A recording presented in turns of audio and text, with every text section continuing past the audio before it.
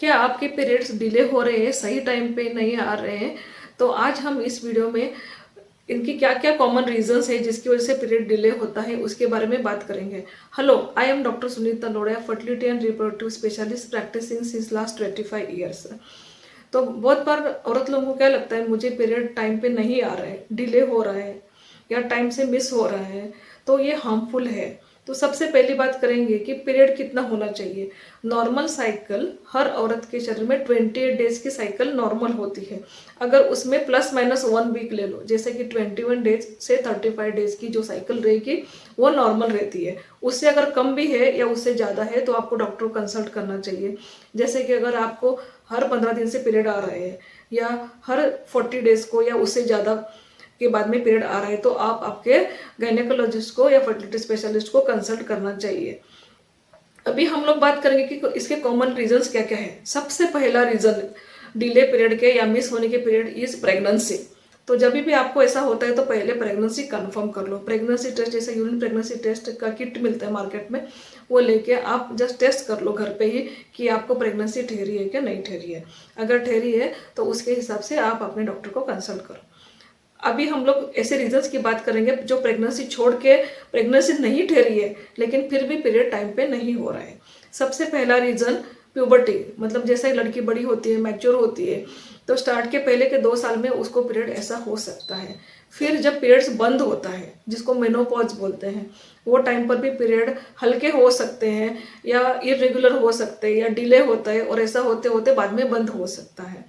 फिर breast feeding, अगर माँ बच्चा को दूध पिला रही है, फीडिंग चल रहा है, तो ऐसे टाइम पे पीरियड से डिले होना नॉर्मल चीज़ है। लेकिन बहुत बार क्या होता है, ब्रेस्ट फीडिंग के टाइम पे पेशेंट प्रेगनेंसी हो जाती है, ठहर जाती है, वो उनको पता नहीं चलता है। ऐसा काफ़ी बार होता है।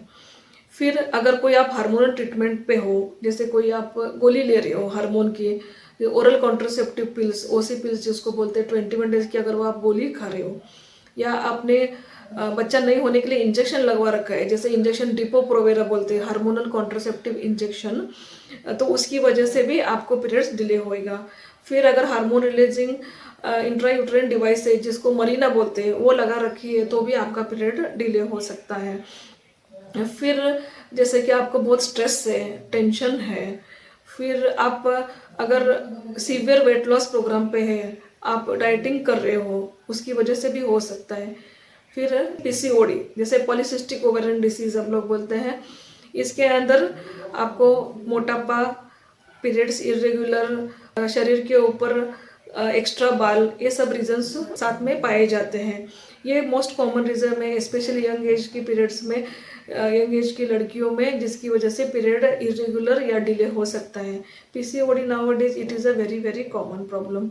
फिर थायराइड प्रॉब्लम, थायराइड डिसऑर्डर है, प्रोलैक्टिन लेवल हाई है, तो उसकी वजह से भी ये सब हो सकता है।